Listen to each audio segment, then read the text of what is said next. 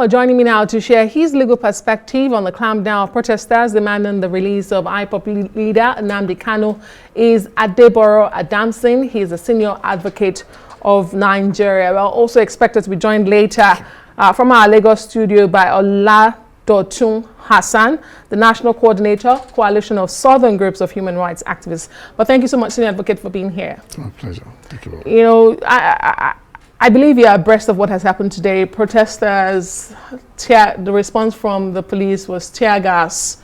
They are citing a court order restricting where those protests should hold.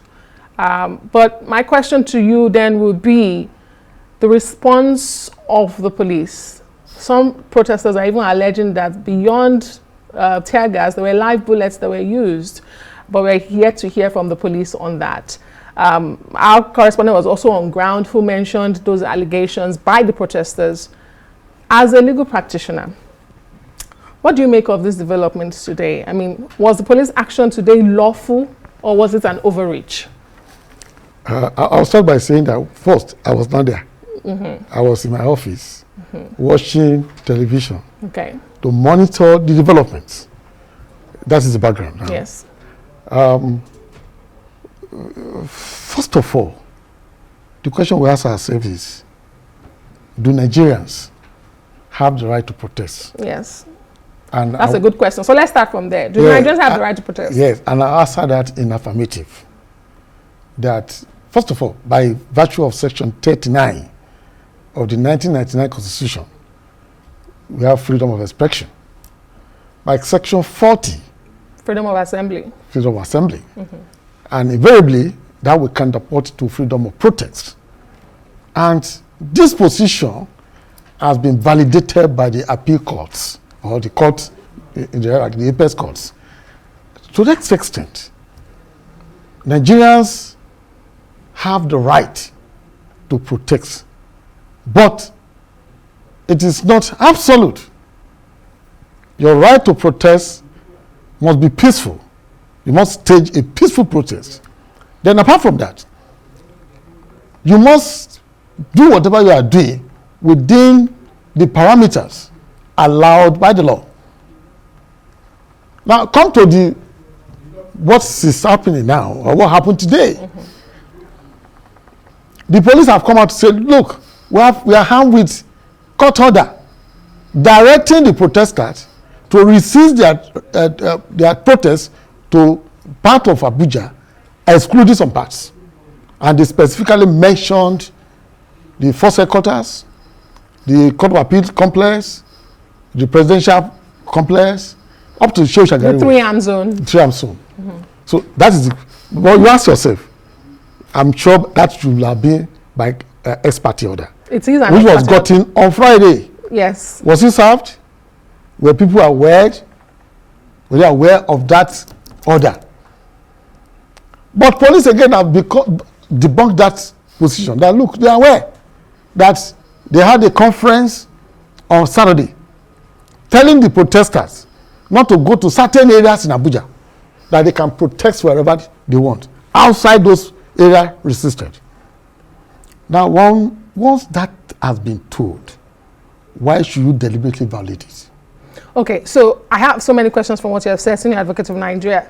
Who defines what's a peaceful protest? What is a peaceful protest? Because there is also the growing concern about selective enforcement. We saw pro-government protests that were not tear gas, and it's not the first time, but anti-government protesters are tear gas. So perhaps you can define to us what is a peaceful protest. And then when the court, the ex parte order, restricts protests to a certain area, I mean, is that also legal? Does the Constitution allow Nigerians to specifically gather at some point and not the other point to express their grievances? Maybe you can explain that to us. From the day I'll start, from yes. there. Yeah. All over the world, you discover that people gather in specific area to make their requests known to government or make their intention known to the targeted authorities. So if they say, do it so, please, there's nothing wrong with that. Now, the issue of selection. So it is very legal for the police, to say, for the judge to say. For judge to say that. Yes. There is what we call Public Order Act. It gives them the power to do that. even the governor of a state, to say, don't go here, do it here, restrict yourself to here. So that is in order. Now, if you talk about definition of a peaceful protest. Peaceful protest. Yes. It simply means that you carry out whatever you are doing in a lawful manner, in a manner that is in accordance with the law. In other words, you see your right. Like I said, it's not absolute. Where your right will hamper the right of others, then the appropriate law enforcement agency has the right to stop you.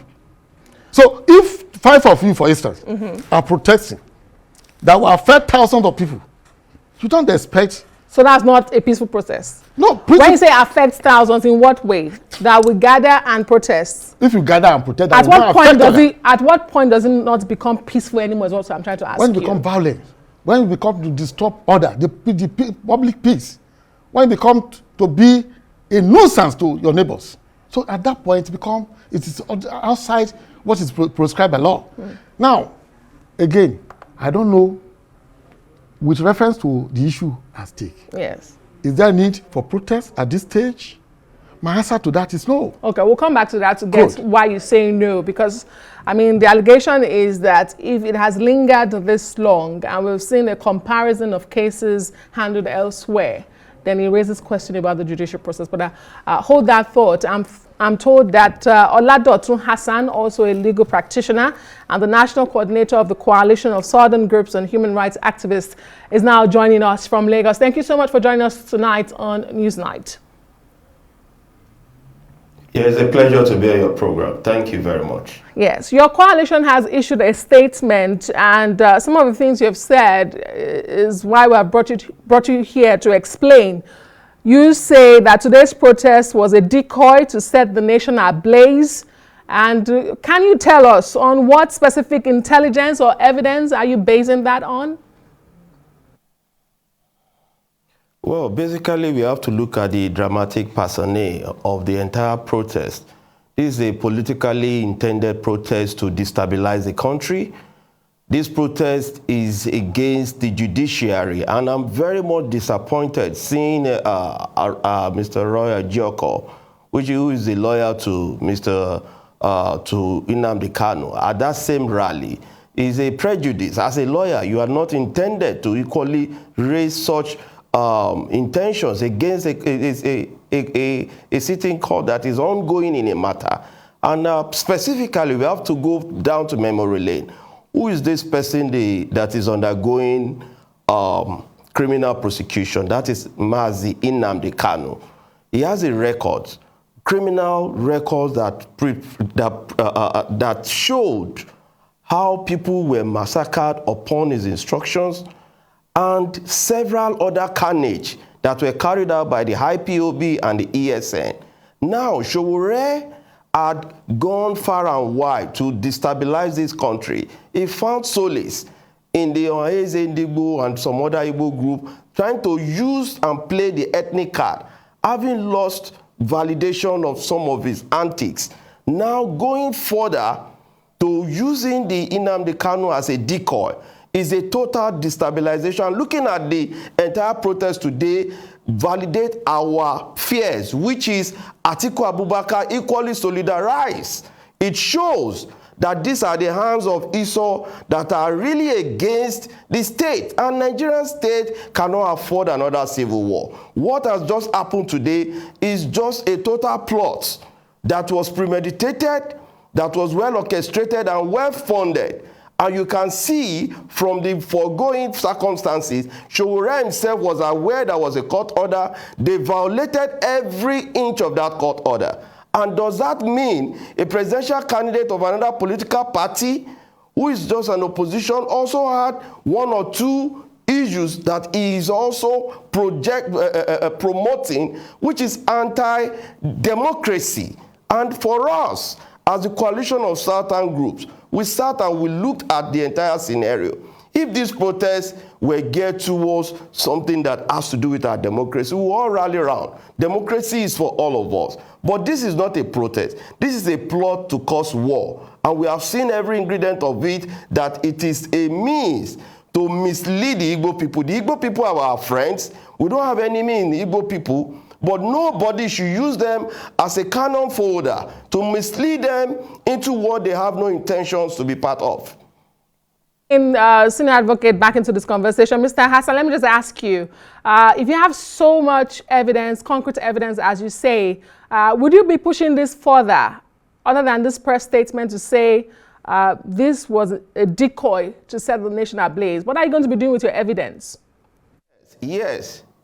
Yes, from the last End Bad Governance protest, you go and look at the old rhetorics was to shut down and commit the government into disarray. That was one of the agenda Showore has been promoting. And I've stand to correct it that you are not the only activist that can be telling the whole world that you have a monopoly to put us into this kind of charades. If you have one or two intent to project, this should not be the only means. The only means you understand in your life, must it be protest? Are you born to be a protester? Can't you just have another means of conversing with the government, of putting up a write-up, of going directly to National Assembly if you have an agenda that is positively intended to project the state? For the fact that we've seen all these evidences, and these are prima facie evidence. It is not that we are manufacturing one. Showore has always been on the heels of creating trouble. For being a troublemaker under the guise of, say, okay, you want to be a showman, by maybe bringing Nnamdi Kanu to the table, let him face the judiciary process. You cannot intimidate the judiciary. I'm a lawyer, for God's sake. All right. I cannot. And that's why I asked you that question, Mr. Hassan. In a matter you are part of. But I think you missed the point to say that I was asking if you have so much evidence against you. Go and lead the what are you doing with your evidence? The matter is defending. Great. All right. Let me bring back. The evidences will be. No, as far as we are concerned, we are going to ensure that the law take its course in this respect. All right, okay then. Let there be proper adjudicatory process and proper investigation of this scenario. The DSS must look into this, the NSA office must look into this, and the IGP. Okay. We need to have a lawful society. All right. We cannot continue to Mr. Hassan, like a hold your republic. thoughts. Hold your thoughts. This is a lawful let me bring back nation. Senior Advocate of Nigeria into this conversation. Thank you for your patience. Before I went to Lagos, you asked the question and you answered that, I mean, is it the right time to go on the streets? And you answered in the negative, saying no. But when the fight for justice leaves the courtroom to the streets, does that not suggest a significant issue in the process of justice adjudication, particularly when similar cases abroad, like that of Simon Ekpa, were concluded in Finland very swiftly? So can you really blame those who feel frustrated with the course of justice when it comes to Nnamdi Kanu? The matter is still in court. Whether you like it or not, it's in court. The question you ask yourself, who are the causes of the delay in the trial of Kanu? You are in the system. Tell us, so why you know yourself that Kanu himself, through his lawyers, had made several applications to the court. And in fact, this matter has traveled upstairs. They come back. That's to show you that whose fault. So justice, when you say that you want justice, again, sometimes you need to exercise patience. So, but justice delayed is justice denied. We agree, but justice delayed is justice denied. It's not sacrosanct. There are times that you need to take time to gather evidence. When you rush justice again, you amount to injustice. So the issue now is this. The matter is in court. The prosecution has called all their witnesses and closed the case. Now the Kanu Council have raised no case submission. The no case submission has been dismissed. Now the matter is adjourned to 22nd or thereabout for the defendant to open his case. Then why are we in a hurry?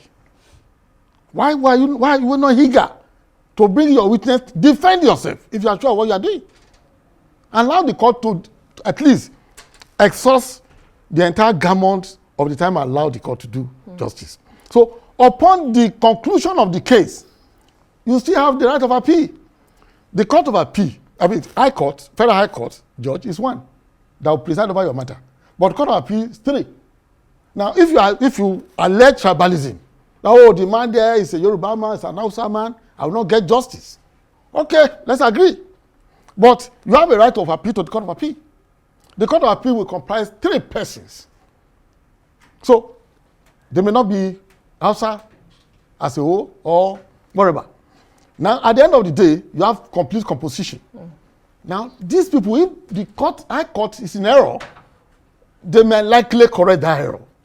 Now, if the Court of Appeal is in error, then the Supreme Court is still there. The wisest man. So, my position is this. Why don't you exhaust the mechanism allowed by the law? And if you are not satisfied, then take it to the public court with your protest on the street. As simple as ABC. So if you are not satisfied with the judgment handed down by the court, the hierarchy of courts, then you can now say, I am not satisfied. Public, please help us. The waiting game continues is what you say. It's not a waiting game. It's not a waiting game. It's not a waiting game. If you want to accelerate justice, if Nnamdi Kanu want to accelerate justice, he can do that. Stop frivolous applications. Great. All right. Senior Advocate, I'm getting reports by journalists saying that, they cover this protest. The protesters were attacked unprovoked by the Nigerian police with tear gas, and they were not even in those places that were outlawed by the court. So how do you respond to that? To say, they were unprovoked, they didn't have any arms or ammunition on them, but they were tear gassed and dispersed. If the police attack the protesters outside the prescribed area, then they have violated the law. They can't seek recourse. They can. Okay. The right to recourse, the right to remedy. When there is wrong, there is remedy. So if a wrong is alleged, then you can go to court to seek remedy. It's their right. They can do that. But if you carry out your protest where the court has restricted you not to go to, then there's no remedy available to you. All right. Your last word, Mr. Hassan, on this matter. Do you accept that Nigerians do have the right to protest? And if yes, can they also say the same of you, stopping them from their protests? You are calling on President Bola Tinubu not to be intimidated and take any actions on this. The protesters can also accuse you of what you accuse them of. Let us have a straight conversation here. The president is a separate institution that they are bringing into this matter, which is the executive. And I believe if Sowore were to be president today, I'm sure he will run a banana republic. For somebody who does not have a program, all is intended is to legalize marijuana. For us, we have a whole lot to galvanize as a nation. This country needs all of us to rally around President Bola Ahmed Tinubu to sustain our democracy. And this is a Democrat. If it were to be an authoritarian leader at the ends of affairs, Sowore wouldn't have even seen the light of the day to do this kind of a protest. Because this protest, from the word go, is illegal. Because the person that you are protesting on his behalf, Nnamdi Kanu, actually, in the 4 eyes of the whole world, demanded that people be killed on every Monday. Anybody that violates his order on the sit-at-home order. We are all aware when the husband of Dora Akuili was shot dead, when a lot of priests and clergy were being killed under the orders of this same man. And I wouldn't know how a lot of our Igbo brothers will now take it up as a sentiment. This is not a matter of sentiment. Let the law take its course. And nobody should intimidate the judiciary. That's a good place to leave this conversation. Let justice be manifestly seen to be done. Let them go through the horde of their opening their cases, and let them push up their evidence. But nobody should take up arms to intimidate maybe the court. And I want to inform very quickly, Mr. Hassan, if you can hear me. Shehu Shagari Way. Yes, I can hear you. Very Shehu Shagari Way, which they went through Transcorp, was a violation of the court order. Okay. So for me, it was an intended, premeditated action to provoke the law enforcement agent. All right. We all have to Senior Advocate really of Nigeria, and see it from the prison that we need to safeguard our democracy, not for us to lead ourselves into war. Lawyers, well, this is not the courtroom, but thank you so much. Senior Advocate of Nigeria, Adeboro joining us in our Abuja studio to look at this, and of course another legal practitioner, Oladotun Hassan, the National Coordinator, Coalition of Southern Groups and Human Rights Activists, who kicked against today's protest. Thank you, gentlemen, for being on the news tonight.